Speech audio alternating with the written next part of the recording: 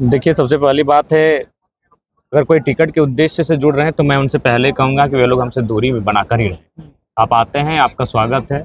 वो हमारा संगठन का जो फीडबैक है या फिर जो लोग जुड़ रहे हैं उनके प्रति उस क्षेत्र में हमारे जो भी संगठन के कार्यकर्ता हैं उनका क्या फीडबैक है, उसी पर हम लोग डिसाइड करेंगे कि प्रत्याशी वे होंगे या नहीं होंगे।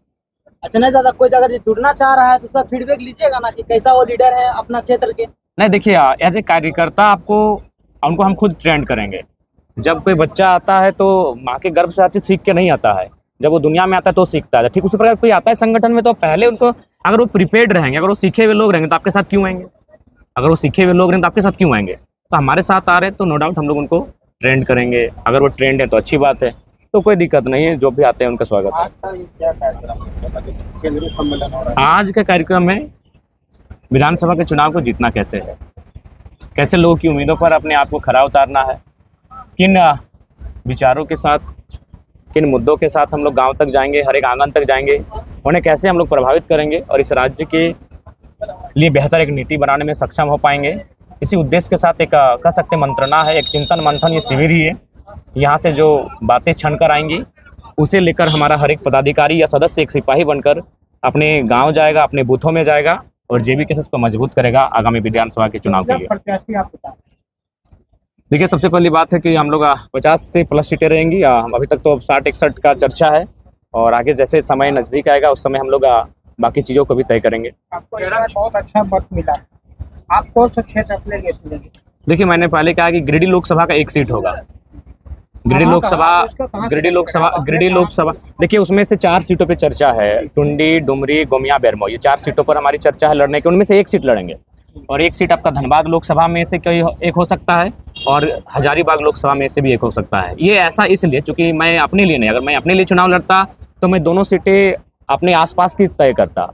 मैं 2 सीटें अलग अलग लोकसभा में इसलिए तय कर रहा हूँ ताकि जब जहाँ मैं चुनाव लड़ूंगा उसके जो सीमाओं पे जो सटे हुए 4-5 विधानसभा हैं उस पर उनका प्रभाव रहेगा। और मैं चाहता हूँ कि जिस कारण मेरे संघर्ष के कारण हमारी जेबी केसेस की जो टीम के जो विचारधारा है उनके कारण बाकी जो प्रत्याशी हैं उनको भी निकलने का, छनने का अवसर मिले। तो इस उद्देश्य से प्रत्याशी का नाम ऐलान करने जा रहे हैं? नहीं, आज किसी भी प्रत्याशी का नाम ऐलान नहीं किया जाएगा। आज बस उन्हें एक संदेश दे दिया जाएगा कि प्रत्याशी आप ही में से कोई एक है जो आज यहाँ सदन में आए हैं। सम्मेलन में दादा किन सदस्यों को जगह मिली? देखिए, जो केंद्रीय कमेटी में है तमाम विंग उनको जगह मिली है और धनबाद और बोकारो जिला मेजबानी कर रहा है, इसलिए धनबाद बोकारो की डिस्ट्रिक्ट टीम को। जयराम जी, झारखंड का सबसे ज्यादा मुद्दा जो है वही युवा का पलायन जी, जो यहाँ से जाके कहीं और नौकरी के तलाश में जाते हैं। आपने अभी कहा कि आज का जो आपका सभा था वो चुनाव संबंधित था। अगर जेबी के से सत्ता में आती है, अगर सत्ता की बागडोर जयराम महतो के हाथ में आती है तो ये पलायन को रोकने के लिए, झारखंडी युवा को झारखंड में रोजगार दिलाने के लिए आप क्या करें?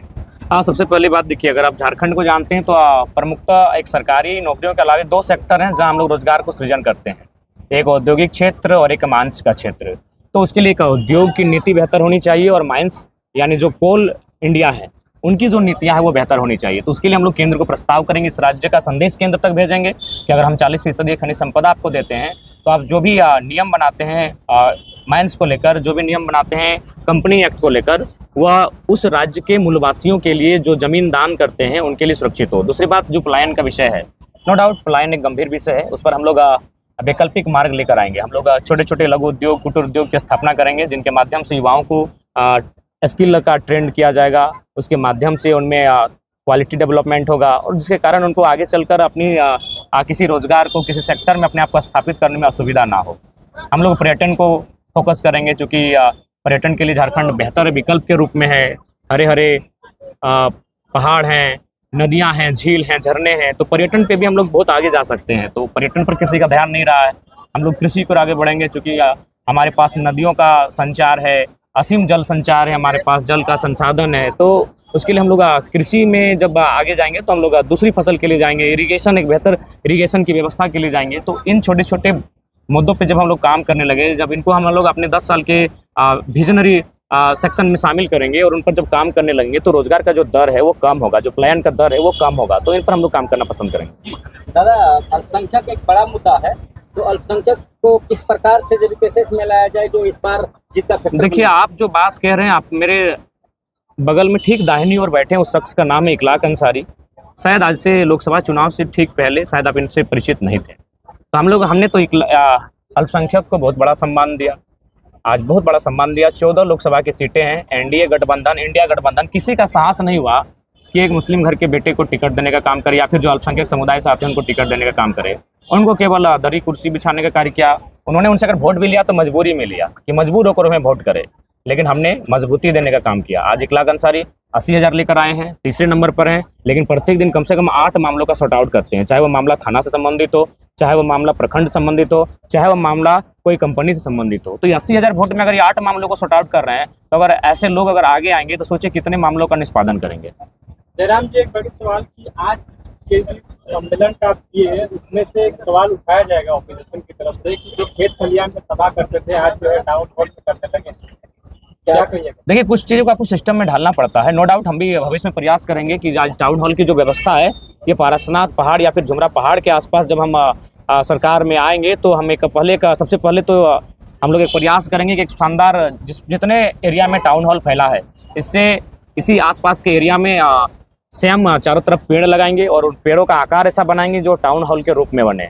और जो हमारा मंच होगा वहाँ प्रयास करेंगे वो चट्टानों के आसपास का मंच होगा। ये सीरियसली हम बोल रहे हैं, अगर हम लोग आते हैं तो हम लोग ऐसे एक क्षेत्र को, मैंने भी वहाँ आकर इस बात का अनुभव किया, मैंने अपने आप को उस मंच में अनकम्फर्ट भी महसूस किया कि मैं इन मंचों के लिए नहीं बना हूँ।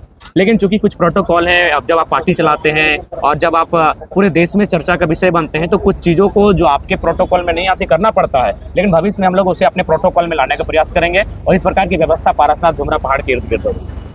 चलिए, अंत में एक सवाल, विशेष संदेश भी देना चाहिएगा जो लोग यहाँ नहीं पहुँच पाए? उनको यही संदेश देना चाहेंगे कि देखिए, आज 2.5 वर्षों से हम लोग का संघर्ष कैसा रहा, हम लोग किस स्ट्रेटजी के साथ झारखंड में रहें, उसका आशीर्वाद देने का अवसर आया है। विधानसभा के चुनाव में जनता जनार्दन का आशीर्वाद मिले और इस बार आप वोट जाति धर्म और नेताओं आपके रिश्तेदार लगते हैं इसलिए ना करें, इसलिए उनको वोट करें कि जो मुद्दे की बात करता है और उस मुद्दे का समाधान करने के लिए चिंतन मंथन करता हो।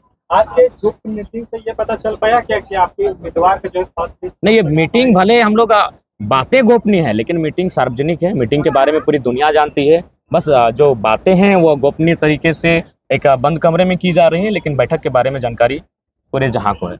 अच्छा जयराम जी, विधानसभा चुनाव के बाद अगर जरूरत पड़ी तो आप किस खेमे में जाना पसंद? देखिए, हम लोग या इंडिया? देखिए, सबसे पहली बात है कि मैंने बार बार कहा कि जो राज्य के हितार्थ के बारे में सोचेगा, जो पेन पेपर में राज्य के विषयों को लिख कर देगा, सोचा जाएगा।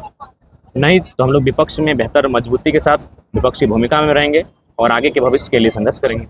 सूर्य सिंह केसरा आपके साथ कोई बैठक रखे हैं कल, इसमें आप लोग शामिल हो रहे हैं कि नहीं? हमारे प्रतिनिधिमंडल जाएंगे, कल हम लोग का स्वयं कार्यक्रम है तो वहाँ हमारे रांची की जो टीम है वो जाएंगे। धन्यवाद, जोहार, नमस्कार, आदाब।